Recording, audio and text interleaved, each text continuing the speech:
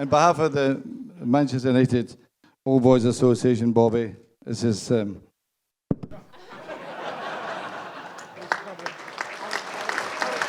Bobby was a gentleman who graced the football pitch with majestic splendour and a cannonball shot that earned him a legendary reputation without parallel.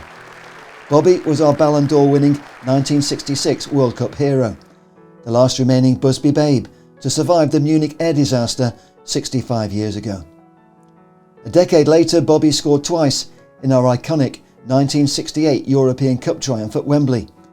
As a boy, I was lucky enough to watch Law, Best and Charlton from the Stretford end, our famous United Trinity worshipped by our global fan base. Every single fan who makes the pilgrimage to Old Trafford marvels at the Trinity statue.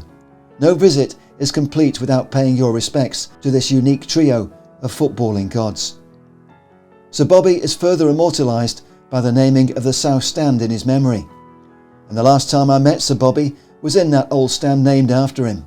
We chatted post-match in the Directors' Lounge after a Europa League game 4 years ago.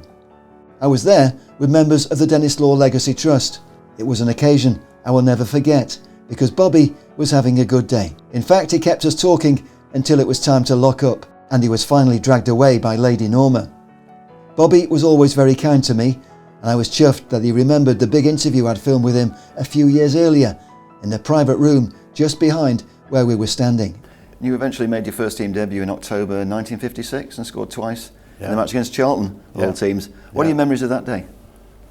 Well, I'd been playing in the reserves and scoring a lot of goals, and because it was the Busby Babes' introduction to the world of football at that particular time, to play for Man United's first team was unbelievable. I couldn't wait. I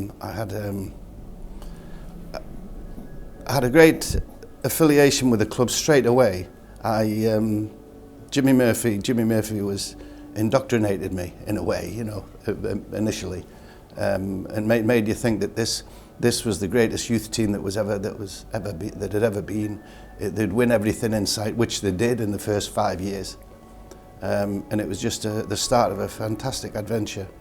I remember coming down to the ground once in the summer to get my wages. £20 you used to get, with the tax off, you used to get about £17.50 as it was now.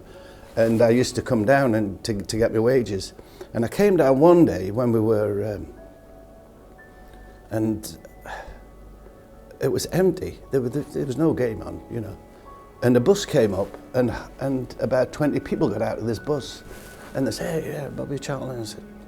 And I said, "What are you doing here? You know, there's no game on." And they said we couldn't stay awake anymore. We had to come down and see how the floodlights were going on because they were erecting these new floodlights. You know, yeah, crazy.